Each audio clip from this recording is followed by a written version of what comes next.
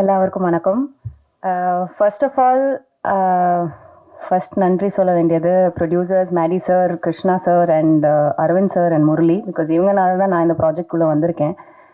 என்னோட கதாபாத்திரத்தோட பேர் வந்து பத்மாவதி. இவங்க வந்து வேற ஒரு எராலேருந்து வராங்க.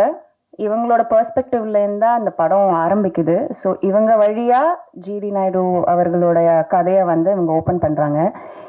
எனக்கு வந்து இந்த படத்தில் எப்படியாவது ஒரு ரோல் பண்ணணும்னு ரொம்ப நாள் ஆசை. ஏன்னா எனக்கு நிறைய ஃப்ரெண்ட்ஸ் இருக்காங்க கோயம்புத்தூரில். எங்கள் அண்ணா கோயம்புத்தூரில் படித்தார். ஸோ ஜிடி நாயுடு மியூசியம் போயிருக்காங்க. இந்த மாதிரி நிறைய விஷயம் கேள்விப்பட்டிருக்கேன். பட் அதை தவிர்த்து எனக்கு டீட்டெயில்டாக அவரை பற்றி எதுவும் தெரியாது. ஸோ இந்த படம் மூலமாக நான் நிறைய கற்றுக்கிட்டேன் அவரை பற்றி. எப்படிப்பட்ட ஒரு இன்னோவேட்டர் அவருன்னு. So it's been pleasure working in this project. And இன்னும் ஆக்சுவலி இந்த படத்துல ஒரு சில விஷயங்கள் தெரியும், ஆனா அதை தாண்டி இன்னும் தெரியணும்னு ஆசையா இருக்கு அவரை பத்தி. ஸோ எல்லாரும் ஆகஸ்ட் 7th தியேட்டர்ல வந்து பாருங்க. கண்டிப்பா நீங்க எல்லாருமே வந்து be mind blown high. You will be like, oh my God, இது என்ன இப்படி எல்லாம் பண்ணியிருக்காரு அந்த மாதிரி உங்களுக்கு தோணும். So thank you everyone for making this magnificent movie and bringing it to the people, and watch it in the theater on August 7th. Thank you. எல்லாருக்கும் வணக்கம். எங்க படத்தை சப்போர்ட் பண்ணதுக்கு, நீங்க இங்க வந்திருக்கிறதுக்கு ரொம்ப நன்றி. அண்ட் ரங்கநாயகி, நான் பண்ண கதாபாத்திரத்துல இது ஒரு வேறுபட்ட கதாபாத்திரம். நான் வந்து எல்லா ப்ரெஸ் மீட்லயும் இதுதான் சொல்றேன். அந்த மாதிரி சேலஞ்சிங்கான கேரக்டர்ஸ் தான் எனக்கு வருது. எனக்கு இந்த வாய்ப்பு தந்த Vijay Moolan sir and Moolan pictures and Krishna sir, Aravind sir and Madhavan sir கூட நடிக்கணும்னா யாருக்கு தான் பிடிக்காது. ஸோ ஐ வாஸ் லைக், நான் அப்பா சார் கூடயும் நடிச்சிட்டேன், மாதவன் சார் கூடயும் நடிச்சிட்டேன். என்னோட மின்னலை மூமெண்ட்டை வாழ்ந்துட்டேன். ஸோ எனக்கு ரொம்ப சந்தோஷம். நான் அஃப்கோர்ஸ் சத்யராஜ் சார் கூட நான் இந்த படம் பண்ணிட்டேன். அடுத்த படமும் அவர் கூட பண்ணுறேன். அதுலேயும் எனக்கு ஒரு பெரிய சந்தோஷம். அதித்தி நானும் பேக் டு பேக் ஃபிலிம்ஸ் பண்ணுறோம். எல்லாருக்குமே கண்டிப்பாக ஜிடிஎன் ரொம்ப பிடிக்கும். என்டையர் டீமே கண்டிப்பாக இது ஒரு டெக் ரெவல்யூஷனுக்கு முன்னாடி ஒரு விஷனரி சேஞ்ச்ட் எவ்ரி திங். அதுதான் இந்த untold story of GD Naidu. எல்லாரும் கண்டிப்பாக தியேட்டரில் ஆகஸ்ட் 7th போய் படம் பாருங்க. நன்றி, தேங்க்யூ. பத்திரிகை நண்பர்களுக்கும் ஊடக நண்பர்களுக்கும் என்னுடைய முதற்கண் வணக்கத்தை தெரிவிச்சுக்கிறேன். எனக்கு இந்த படத்தில் நடிக்க ஆரம்பிச்ச அப்போ ஃபர்ஸ்ட் ஏற்பட்டது ஒரு குற்ற உணர்வு தான். ஏண்டா கோயம்புத்தூர்லயே பிறந்து வளர்ந்துக்கிற, இவ்வளவு நாள் போய் நீ ஜிடி நாயுடு மியூசியத்தை நீ பார்க்காம இருந்திருக்கிறிய அப்படின்னு ஒரு ஃபீலிங். எனக்கு ராஜ்குமார் சார் கூப்பிட்டு போய் காட்டினாரு. எப்படி இவ்வளவு நாள் நம்ம மிஸ் பண்ணோம். எங்களுக்கு ஸ்கூலுக்கு போறப்பங்க சைக்கிள்ல போறப்ப நம்மளுக்கு 2 விஷயம் தான் தெரியும் தாத்தா பத்தி.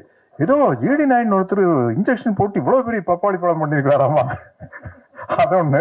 அப்புறம் வந்து ஒரு ரேசர் மோட்டர் ஏதோ ரேஸ் ஆகணும், அதை வச்சு அதுவே சேவ் பண்ணி விட்டுருமாமா அப்படின்லாம் பேசிக்கோ. ஸ்கூல்ல போற வழியில நம்ம யூஎம்எஸ் பில்டிங் வழியா தான் போவோம். கன்ஸ்ட்ரக்ஷன் ஃபார் டிஸ்ட்ரக்ஷன்ட்டு இவ்வளவு நெருக்கமான பழக்கம். எங்க குடும்பம் அவங்க குடும்பம் ஒரு 4 தலைமுறையா பழக்கம். அது வேற. ஜிடி நாயுடு சார் படமா பண்றாருன்னா நம்ம டைரக்டர் கிருஷ்ணா சார் வந்து சப்ஜெக்ட் சொன்னாரு, அரவிந்த் சார் வந்து சொன்னாரு. ஒவ்வொரு சீனும் நடிக்கும் போது ஏய் நிஜமாவே இப்படி நடந்திருக்குதா அப்படிங்கிற மாதிரி. ஏன் இந்த படம் கமர்ஷியலா பெரிய ஹிட் ஆனா, ஒரு சராசரி கமர்ஷியலான ஒரு சக்சஸ்ஃபுல் படத்துல என்னென்ன எலிமெண்ட் இருக்குமோ அந்த எலிமெண்ட்டை விட இது அதிகமா இருக்குது. ஒரு சேலஞ்ச் இருக்குதா, தொடத்தட்டுற விஷயம், அண்ணாமலையில ரஜினி சார் குறிச்சு வச்சுக்காங்கிற மேட்டர் இருக்கு இல்லையா, அதெல்லாம் ரியலாவே நடந்திருக்குது. அப்புறம் ஃபர்ஸ்ட் நான் வந்து ஸ்டண்ட் ஆன விஷயம் வந்து மாதவன் சார் வந்து மிக மிக மிக அழகான நடிகர்களில் உலகத்தில் அவர் ஒருவர்னு சொல்ல, மிக முக்கியமானவர் சொல்ல. அவர் வந்து நாங்க 2 பேரும் ஒரு ஹோட்டல்ல ஸ்டே பண்ணியிருந்தோம். இவர் என்ன பண்ணாரு, கூட மேக்கப் மேன் மற்ற டிபார்ட்மெண்ட் யாரையும் கூப்பிட்டு வந்து இவர் மட்டும் பெல் அடிச்சு கதவை தட்டிக்கிறாரு. திறந்தா ஜிடி நாயுடு சார்னுடைய லாஸ்ட் கெட்டப்ல நிக்கிறாரு. யா யா யா மேடி என்ன இது அப்படிங்கிற மாதிரி. அது நம்ம மேக்கப் டிபார்ட்மெண்ட்டுக்கும் அதனுடைய பாராட்டுகளை சொல்லணும். அவ்வளவு பெரிய சேஞ்சுங்க, அவ்வளவு டெடிகேட்டடா. அப்புறம் அடுத்த நாள் ஷூட்டிங் போகையில நம்மளுக்கு வந்து உள்ளுக்குள்ள ஒரு சேலஞ்சு. ஏன்னா நம்ம கோயம்புத்தூர்காரன், நம்ம கோயம்புத்தூர் ஸ்லாங் நம்மளால என்ன பண்றாருன்னு பாத்துடலாம், மேடி எப்படி பேசுறாருன்னு பாத்துலாம்னா கரெக்டா ஏனுங்க நாங்கிற சொல்றவங்க அப்படி இதெல்லாம் நீ கேட்காமே நின்றுட்டு இருக்கு. ஐயோ இது என்ன இந்த ஆள் விட்டா நம்மளை விட கோயம்புத்தூர் ஸ்லாங் நல்லா பேசிட்டு வர போறதுக்கு அப்படிங்கிற மாதிரி ஒரு எக்ஸ்பீரியன்ஸ். அப்புறம் லைனா சொல்லிட்டு போல, அரவிந்த் சார் வந்து இதுக்காக எடுத்துக்கிட்ட மெனக்கெட்ட விஷயம் வந்து பெரிய விஷயம். அரவிந்த் சாருடைய ஒர்க்கு. ஜிடி நாயுடு சாருடைய பெருமையை சொல்லணும்னா தமிழ்நாட்டிலேயே பெரிய பாலத்துக்கு வந்து ஜிடி நாயுடு சார் பெருதை வச்சுக்கிறாங்க கோயம்புத்தூர்ல. தமிழ்நாட்டிலேயே இல்ல சவுத் இந்தியாலயா? தமிழ்நாட்டில் உறுதி. அது நாங்கள் ஷூட்டிங் எடுத்துருக்கையில் அன்றைய முதல்வர் திரு ஸ்டாலின் சார் அவர்கள் வந்து அந்த பாலத்தை திறந்து வச்சாரு. எல்லாம் அவங்க ஃபேமிலி எல்லாம் கூப்பிட்டு போய் பெரிய அளவில் மரியாதை பண்ணாங்க. நீங்கள் யார் எப்போ கோயம்புத்தூர் போனாலும் அந்த மியூசியத்தை போய் பார்த்துருங்க. அப்புறம் ஒவ்வொரு படத்துலையும் வந்து அதாவது ஒரு மேல் ஆக்டருக்கு வந்து கெட்டப் போடுறது ஈஸி இல்லையாங்க மாடி, நம்ம தாடி வைக்கலாம், தாடி எடுக்கலாம், எது விக் அப்படி. பட் ஒரு லேடி ஆர்டிஸ்ட், அது எஸ்பெஷலி ஹீரோயினா இருந்துட்டு படத்துக்கு படம் ஒரு வேற மாதிரி கேரக்டர் பண்றது ரொம்ப கஷ்டம். அது துஷாரா விஜயன் சூப்பரா பண்ணிட்டு இருக்காங்க. நான் முதல்ல இருந்து பாக்குறேன். இப்போ அவங்களோட இன்னொரு படம் நடிக்கிறேன். அந்த படத்துக்கு இந்த படத்துக்கு கேரக்டருக்கு சம்பந்தமே இல்லை. நீங்க மேடி நீங்க பாருங்க, ரங்கநாயகி வேற, அது வேற. ஆமா ஆமா ஆமா. அப்புறம் இந்த படத்தினுடைய தயாரிப்பாளர்கள் விஜய் முருகன் அவங்க எல்லாம் நம்ம அதாவது பாகுபலி அடிக்கல பிரபாஸ் சொல்லுவாரு, அந்த ப்ரொடியூசருக்கு வந்து வேடிக்கை பட்டிருப்பாங்க, பாருங்க சார் வேற யாரோ படம் எடுக்கிற மாதிரி ஜாலியா வந்து நிக்கிறாங்க சார், எல்லா செலவு அவ்வளோ செலவாயிட்டு இருக்குது. அவர் வந்து அந்த ப்ரொடியூசர் வந்து யாரோ படம் எடுக்கிறாங்கப்பா, அவர் ரொம்ப செலவு பண்ணிடல அப்படிங்கிற மாதிரி. அதே மாதிரிதான் இவங்க ரெண்டு பேரும் இருக்கிற சந்தோஷத்தை பார்த்தா வேற யாரோ எக்கச்சக்கமா செலவு பண்ணி எடுத்து இவங்க வந்து ஜாலியா வேடிக்கை போட்டு நல்லா மாட்டினாயா அப்படிங்கிற மாதிரி ஒரு நம்ம எப்பவுமே வெளிநாட்டுக்காரங்களை அதிகமா புகழ்வோம். அப்கோர்ஸ் சினிமாங்கிறது எடிசன் கண்டுபிடிச்சதுதான்.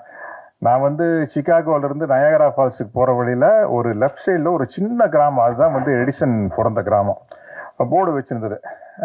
எனக்கு ரொம்ப விஞ்ஞானிகளை மதிக்கணுங்கிற ஒரு எண்ணம் இருக்குது. ஒன்னு அந்த கிராமத்துக்குள்ள போனா அவருடைய கண்டுபிடிப்புகளை எல்லாம் வச்சுக்கிறாங்க, எடிசனுடைய கண்டுபிடிப்புகள்லாம். அதை பார்த்துட்டு நம்ம ஜிடி நாயுடு சார் மியூசியத்தை வந்து ராஜ்குமார் சார் கூப்பிட்டு போய் காட்டினாரு. இது வந்து அதை தாண்டின விஷயம். உண்மையில சொல்றேன், நம்ம எல்லாரும் காலரை தூக்கி விட்டுக்கலாம், அதை தாண்டின விஷயம். அதை வந்து நம்ம மேடி அவர் எடுத்து நடிச்ச விதம் என்ன, நிறைய ஸ்டேஜஸ் இருக்குது. ஒரு கிட்டத்தட்ட 25 வயசுல ஆரம்பிச்சிருமா கதை, ஆரம்பிச்சு அவருடைய டெத்து வரைக்கும் போகுது. எல்லாமே வந்து வித்தியாசமான கேரக்டர்ஸ். இந்த மாதிரி ஒரு பயோபிக்கை வந்து கிருஷ்ணா மாதிரி டைரக்டர்னால தான் அதை டிசைன் பண்ண முடியும். ரொம்ப ரொம்ப கஷ்டமான விஷயங்க. அதை சொல்லி அந்த குடும்பத்துல அப்ரூவல் வாங்கி. எனக்கு இதுல வந்து ராமையா பிள்ளைன்னு ஒரு கேரக்டர். நான் கேரவானில் உட்காந்துருக்கிறேன். எங்கிட்ட அஸ்டின் வந்து சொன்னாரு, சார் ராமையா பிள்ளை ஃபேமிலி உங்களை பார்க்க வந்துருக்காங்க, அவர் பேரன் வந்திருக்காருன்னு. நான் பேரன்னா நானா நினைச்சிட்டு ஒரு 10 வயசு போய் ஆஃப் பேண்ட் போட்டு இருப்பாரு அப்படின்னு. வெளியில வந்து பார்த்தா அவரு கிட்டத்தட்ட 50 வயசாச்சு, 65 வயசு 70 வயசு இருக்கும். அவர் வந்து சார் நான் தான் ராமையா பிள்ளையுடைய பேர அப்படின்னு. அதுதான் என்னுடைய அந்த கேரக்டர் ராமையா பிள்ளைன்னு. அப்புறம் அவரு சொல்றாரு, சார் ராமையா பிள்ளை வந்து உங்க பெரியப்பா கிட்ட கணக்கு பிள்ளையா இருந்தார் சார், அவரு தான் சார் ஜிடி நாயுடு சார் கிட்ட சேர்த்து விட்டாரு எங்க தாத்தாவை அப்படின்னாரு. அவ்வளவு நெருக்கமான சீன்ஸு. இன்டர்வல் பிளேஸ்மெண்ட் சீன் எல்லாம் தெரிச்சிரும். இந்த இடத்துல வந்து என்னுடைய நண்பர் ஜெயராம் இல்ல பின்னி பெடல் எடுத்திருக்காரு. அத்தனை பேரும் வந்து எக்ஸ்ட்ரானரியா பண்ணியிருக்கேன். அதித்தி காம்பினேஷன் எனக்கு இல்லை, அதனால கரெக்டா என்ன சொல்றதுன்னு தெரியல. இந்த படம் வந்து கமர்ஷியலா பயோபிக்லயே வந்து மிகப்பெரிய வெற்றி அடைய அப்படிங்கிற நம்பிக்கை இருக்குது. இந்த படத்துல நானும் இருக்கிறேன் அப்படிங்கிறது எனக்கு ரொம்ப மகிழ்ச்சியாகவும் ரொம்ப பெருமையாகவும் இருக்குது. இந்த படம் இவ்வளவு கிராண்டா வந்ததுக்கு ரொம்ப முக்கியமான காரணம் ராஜ்குமார் சாருடைய, ஜிடி நாயுடு சாருடைய ஃபேமிலி சப்போர்ட் தான். ஏன்னா இப்ப நீங்க பார்த்த காருகள்லாம் இருக்குது, இந்த காருக இந்த எக்யூப்மெண்ட்டுக்கெல்லாம் நம்ம எங்க போறது, ஆர்ட் டிபார்ட்மெண்ட்ல சொல்லி செய்யறதுன்னா பெரிய விஷயம். அந்த ஒரு ஆஸ்டின் ஒன்று பறந்து போவோமே, நான் இருக்கிறேன் சார், என்ன சார் ஆன்டிக் காருக்கு வந்து விலையே இல்லை, நம்ம சொல்றதா விலை சார். என்ன சார் ஆஸ்திரேலியெல்லாம் பறக்க விட்டுருக்கீங்க, இது என்ன சார் சிஜியா ஏஐயா சார் அப்படின்னு. சார் ஒரிஜினலா விட்டோம் சார் அப்படிங்கிறாரு. அதே மாதிரி ஜெர்மன்ல அந்த பெரேடு நடக்குது. அந்த நான் கேட்ட அரவிந்த் சார் கிட்ட, சார் இது என்ன சார் சிஜியா ஏஐயா அப்படின்னா, இல்ல சார் புதுசா ஒரு டெக்னிக் வந்திருக்கு, ரெண்டையும் சேர்ந்து விட்டு அதுக்கு பேர் ஹைபிரிட் சார் அப்படின்னாரு. இப்படி பல டெக்னிக் வந்து இந்த படத்துல புதுசா எப்படி ஜிடி நாயுடு அவர்கள் வந்து பல புதுமையான விஷயத்தை கொண்டு வந்தாரோ, அது மாதிரி இந்த படம் வந்து பல புதுமையான விஷயங்களை கொண்டு வந்திருக்குது. இந்த படத்தை வந்து உலகமே பார்த்து வியக்க போகுது. அதுக்கு காரணம் ஜிடி நாயுடு அப்படிங்கிற அவருடைய கேரக்டரும் மேடியினுடைய எக்ஸலன்ட் பெர்ஃபார்மன்ஸ் தான். அவர் லைஃப்ல வந்து இது ஒரு மைல் ஸ்டோன்னு சொல்லலாம். ராக்கெட்ரி படம் பார்த்தேன், கொஞ்சம் சுயநலமா, நம்ம ஊருக்காரர் இல்ல ஜிடி நாயுடு, கோயம்புத்தூர்காரங்க போது கொஞ்சம் எக்ஸ்ட்ராவா 2 பிட்டு போடுறதா. அதனால வந்து இல்ல அவ்வளவு வெரைட்டியான சீன்ஸ் கிடைச்சு. நீங்க பாருங்க, ஒரு சினிமா கதை எழுதினாலும் கூட என்ன எழுதுவீங்க இல்லையா? இவ்வளோ பெரிய ஆர்டிஸ்ட் இங்கே இருக்கும்போது ஆக்சுவலி இந்த படத்தில் ஒரு சின்ன ஒரு கேமியோ, எக்ஸ்டெண்டட் கேமியோன்னு சொல்லலாம், பட் ஒரு வெரி இம்பார்ட்டன்ட் கேமியோ. அது Vijay முலன், who is the producer, அவரோட அப்பாவும் கொஞ்ச நாளாகவே நாங்கள் ஃப்ரெண்ட்ஸாக இருக்கோம். பட் இந்த ஒரு இதில் வந்து இந்த மாதிரி ஒரு கேரக்டர் இருக்குது, அதை நீங்கள் பண்ணால் நல்லா இருக்கும்னு கிருஷ்ணா அண்ட் அவங்க எல்லாம் பேசி டிசைட் பண்ணாங்க. நானும் கொஞ்ச நாள் யோசித்தேன். இந்த மாதிரி ஒரு கேரக்டர் ஆக்சுவலி அந்த கேரக்டரோட இம்பார்ட்டன்ஸ் அவ்வளோ பெருசு. ஸோ அது பண்ணுறதுக்கு ஒரு சர்டன் ஒரு தகுதி வேணும் ஆஸ் அன் ஆக்டர். நான் ஒரு பயங்கரமான ஒரு ஃபிலிம் பஃப். ஸோ இந்த மாதிரி விஷயம் பண்ணும்போது அது பர்ஃபெக்டாக பண்ணலைன்னா சரியாக வராதுன்னு நினச்சி கொஞ்ச நாள் தயங்கினேன். பட் அதுக்கப்புறம் கன்வின்ஸ் பண்ணாங்க. அதுக்கப்புறம் நம்ம பண்ணிட்டோம். And I'm honoured. ஒரு சிங்கராக இல்லை, பட் ஒரு ஆக்டராக ஒரு நல்ல ஒரு இந்த மாதிரி ஒரு இம்பார்ட்டண்ட்டான ஒரு role with all these legends of cinema அவங்க கூட பண்ண முடிஞ்சதுன்னு ஒரு blessing. Thank you so much to Vijay and Madi sir and Satyaraj sir. The few scenes that we have is very special. So just to be in front of the camera with all of them, அவங்க கூட நடிக்க முடிஞ்சதுன்னு ஒரு ரொம்ப பெருமைப்படுறேன். Especially in a film like this. And Rajkumar சாரும் அந்த ஃபேமிலியும் அதை பற்றியெல்லாம் சொல்லணும்னா நிறைய நேரம் பேசலாம். But thank you so much for having us in Coimbatore and taking care of all of us so well. Thank you.